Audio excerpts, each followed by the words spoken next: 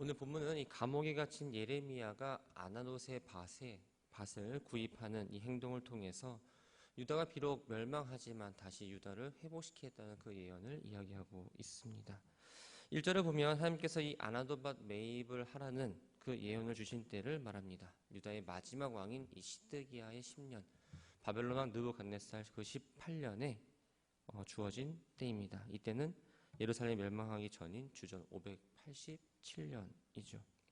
그때의 바벨론 군대가 예루살렘을 에워싸고 있을 때에 말씀을 전하던 예레미야가 시대들에 갇혀 있다고 기록을 합니다. 왜 예레미야가 갇히게 되었을까요? 3절부터 5절까지의 말씀을 보면 예레미야는 하나님께서 명령하신 대로 예언을 했습니다. 근데 그 예언은 사실 시드기야나 그 백성들이 듣기 좋지 않았던 소리였죠. 담대히 말씀을 전했지만 그것이 화가 되었던 겁니다. 예레미야가 시드기야 향한 선포한 그 내용은 세 가지로 요약해 볼 수 있습니다. 첫째는 여호와께서 예루살렘 성읍을 바벨론 왕의 손에 넘겨주고 예루살렘을 차지하게 될 것이다. 두 번째는 시드기야 왕은 갈대아인의 손에서 벗어나지 못한 채 바벨론 왕의 손에게 넘겨질 것이다. 또 느부갓네살을 마주보고 신문을 당하는 일이 발생한다. 결국 느부갓네살은 시드기야를 바벨론으로 끌고 가고 그는 거기서 생을 마감할 거다. 셋째는 유다는 갈대아인을 결코 이기지 못할 거라고 세 가지의 예언을 했습니다. 39장 7절 말씀을 보면 이 시드기야는 바벨론 왕 느부갓네살에 의해서 끌려갔을 때 눈이 뽑히고 또 사슬로 묶여서 바벨론으로 끌려갔다는 것을 우리는 알게 됩니다. 6절부터 15절까지의 말씀을 보면 예레미야가 하나님의 지시에 순종해서 아나돗에 있는 숙부의 아들 하나벨의 땅을 매입한 사실을 기록합니다. 하나님께서 예레미야가 감옥에 갇혀 있을 때에 이러한 예언을 하십니다. 아마 하나벨이 찾아와서 이렇게 말할 거다라고 말씀하시죠. 아나돗에 있는 내 밭을 사라. 이 기업 물을 권리가 내게 있느니라. 레위기 25장을 보면 피치 못할 사정으로 땅을 팔아야 할 때 그 친족 가운데 가까운 사람이 그 땅을 매입해야 한다는 그 기업물을 규정이 기록되어 있습니다. 사촌이 하나벨이 예레미야를 찾아왔습니다. 그리고 하나님께서 말씀하신 대로 그 말을 그대로 예레미야에게 이야기합니다. 예레미야는 이 하나벨의 말을 듣고 나서 밭을 사는 것이 바로 하나님의 뜻이라는 것을 알았습니다. 예루살렘의 멸망이 1년도 남지 않은 이때에 밭을 산다는 건 참 어리석은 일이죠. 물론 예루살렘이 멸망하지 않을 거라고 생각하는 사람들에게는 이 밭을 매입하는 일이 가능할 수도 있었을 겁니다. 하지만 예레미야는 이미 예루살렘이 패망할 거라는 사실을 알고 있었습니다. 예레미야 스스로도 이 밭을 사는 게 과연 옳은가 옳지 않은가에 대해서 많은 고민을 했을 겁니다. 사실 하나님이 유다의 패망을 얘기하지 않았다 할지라도 지금 국가적 위기 상황 가운데서 밭을 사고 파는 것은 조금 미련한 일입니다. 오히려 경제적으로 본다면 자신이 갖고 있는 토지를 어떻게든 다 팔았어야 할 상황이죠. 그럼에도 불구하고 예레미야는 하나님의 뜻을 따라서 아무런 이유도 묻지 않은 채 그 땅을 매입하게 됩니다. 이러한 행동은 바로 하나님의 말씀에 순종했다는 것이고 또 70년 뒤에 하나님의 백성을 회복시키겠다는 그 약속을 신뢰하며 나아갔다는 그 예레미야의 모습을 볼 수 있습니다. 예레미야가 땅값으로 은 17세겔을 지불합니다. 은 1세겔이 노동자 4일의 품삯에 해당한다고 하니 약 68일의 임금과 맞먹는 금액이었죠. 당시에 토지를 매매할 때에는 계약서 두 부를 작성했습니다. 하나는 원본이 되고 다른 하나는 사본이 됩니다. 원본은 그 내용을 고치지 못하도록 임봉을 해서 잘 보관을 했고 사본은 임봉을 하지 않고 언제든지 열어볼 수 있도록 하는데 그 계약서를 쓴 구매자가 보관하게 되어 있습니다. 그리고 이 매매 계약 과정 가운데는 계약이 성립되려면 3명의 증인이 필요합니다. 본문을 보면 이 매매 증서를 예레미야의 서기 역할을 했던 바르기에게 주었고 오랫동안 보존하라라고 말을 합니다. 그래서 이 오랫동안이라는 기간은 약 70년의 그 바벨론 포로 기간을 의미합니다. 예레미야가 예루살렘 함락 직전에 불구하고 당시 모든 매매 절차를 거쳐서 구입을 했습니다. 그것은 하나님께서 반드시 이 유다를 회복시킬 거라는 그 믿음이 있었기 때문에 가능했죠. 16절부터 25절까지의 말씀은 이 예레미야가 토지 매합을 끝나고 나서 이 민족의 멸망에 대한 예레미야의 비통한 심정을 이야기하고 있습니다.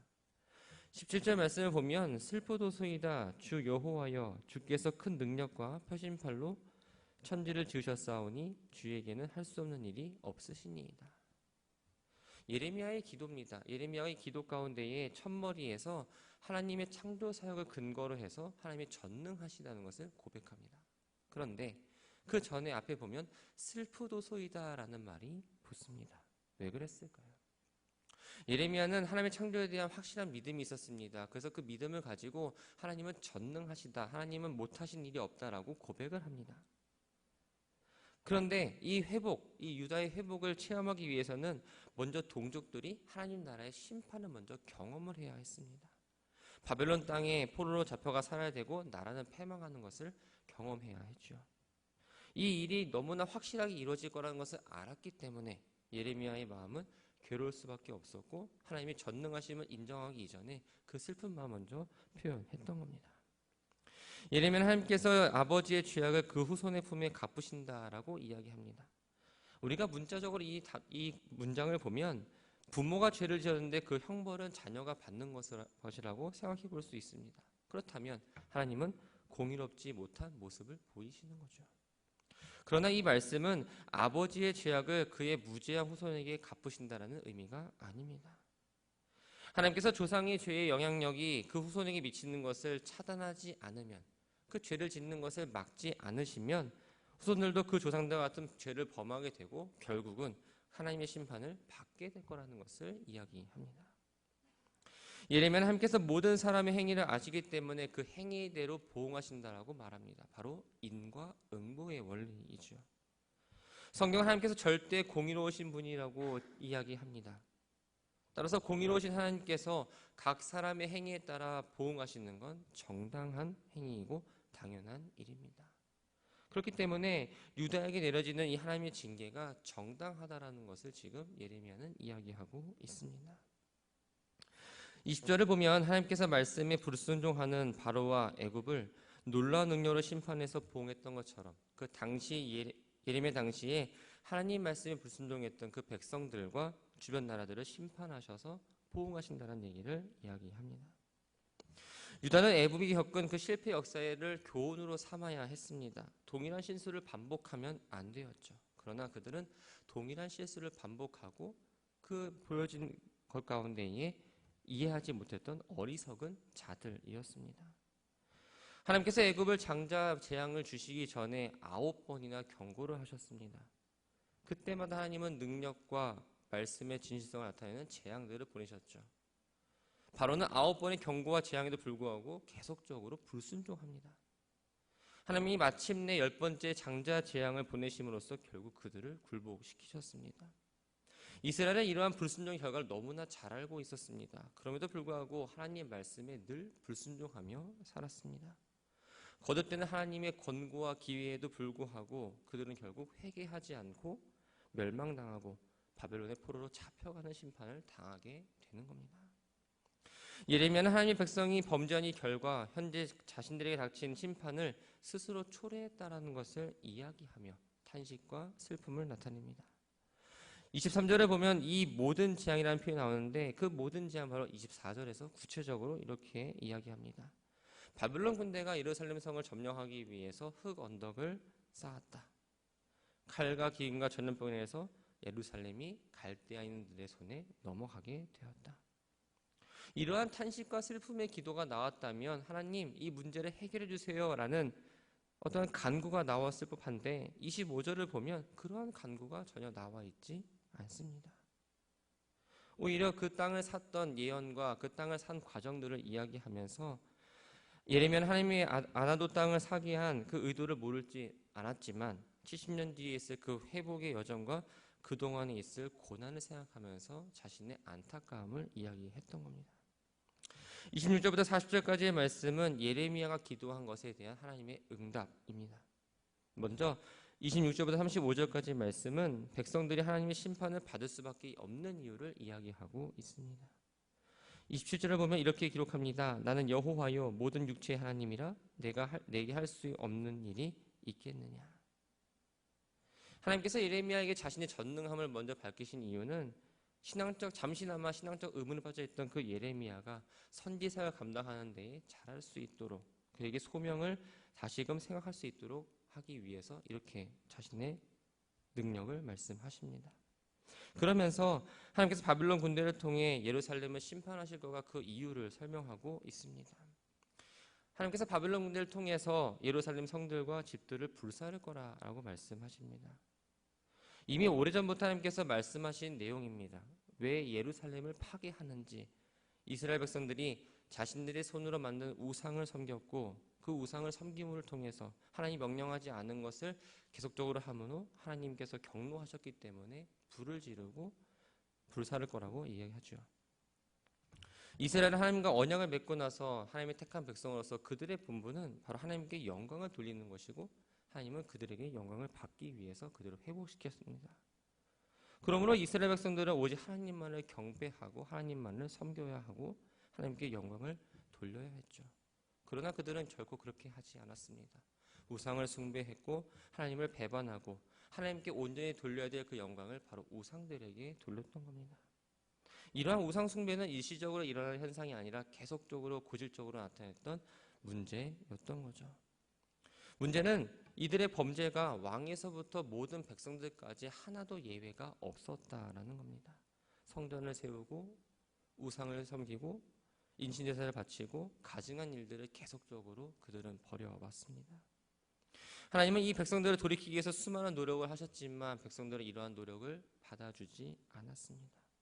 완악한 마음이었고 결국 하나님의 뜻을 따르지 않은 이들은 심판을 받을 수밖에 없었던 거죠. 36절부터 44절까지의 말씀은 유다의 회복에 대해서 이야기합니다.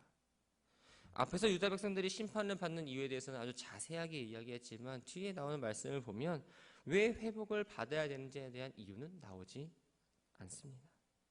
즉 백성들의 회복은 바로 그들의 행위가 아니라 바로 하나님의 은혜 가운데 이루어진다는 것을 나타냅니다. 하나님은 포로기한뿐만 아니라 안전한 거주를 보장하시겠다고 말씀하셨고 예루살렘 성만이 아니라 하나님께서 맺으신 언약을 회복하셔서 이스라엘을 하나님이 내시고 이스라엘은 하나님의 백성이 된다라고 약속하십니다. 회복된 하나님의 백성은 온전히 하나님만을 섬기고 하나님은 그들을 떠나지 않으십니다.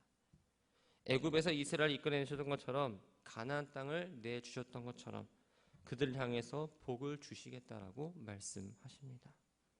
42절을 보면 하나님께서 과거에 이스라엘 백성들이 범죄한 큰 재앙을 내리셨으나 이제는 회개를 하면서 회복된 이스라엘 백성들에게는 그들에게 주기로 한 모든 축복을 베푸실 거라고 말씀하십니다. 유다의 땅은 황폐하여 아무도 살지 않는 광야처럼 되었습니다. 그러나 하나님의 은혜로 인해서 그 땅을 사서 경작하는 일이 일어날 거라 말씀하십니다. 즉 이 땅을 매입하는 건 바로 예레미야가 어리석은 선택을 한 것이 아니라 이 땅을 구입함으로 그 기간 가운데에 하나님의 구원의 능력을 보여주시는 증거가 된다는 이야기로 오늘의 본문을 마무리합니다.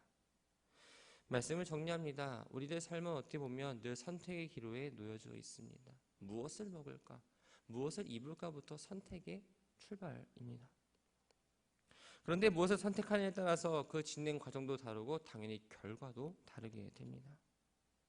성도는 올바른 선택을 하려면 내 눈에 보이는 내가 생각하는 그 선택의 기준이 아니라 바로 하나님이 선택의 기준이 되어야 합니다. 우리가 상황이 힘들면 당연히 쉬운 길, 빠른 길로 가고자 합니다. 그러나 우리는 그것에 마음을 뺏기지 말아야 됩니다. 그 쉬운 길, 빠른 길이 과연 하나님께서 원하시는 길인가? 하나님 원하시는 길이 아닌데 내 스스로가 그 길을 가려고 하지 않는가라는 것을 스스로 한번 생각해 봐야 합니다. 기도하면서 말씀을 통해서 우리는 그 기준을 분명히 삼아야 한다는 거죠. 나라가 멸망한 상황 가운데서 하나님의 말씀에 순종하여 예레미야는 땅을 구입했습니다. 사람의 시선은 참 답답하고 어리석어 보입니다.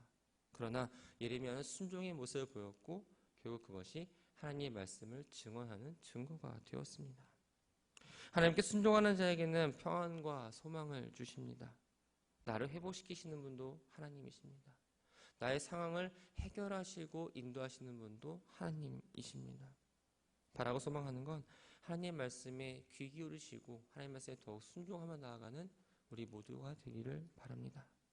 영적 분별력을 가지고 이것이 하나님의 말씀인지 아니면 내 생각인지를 늘 분별하며 하나님께서 주시는 그 음성 가운데에 나의 길, 내가 생각하는 그 길이 아니라 생명의 길, 진리의 길을 잘 걸어가는 우리 모두가 되기를 주님의 이름으로 축원합니다.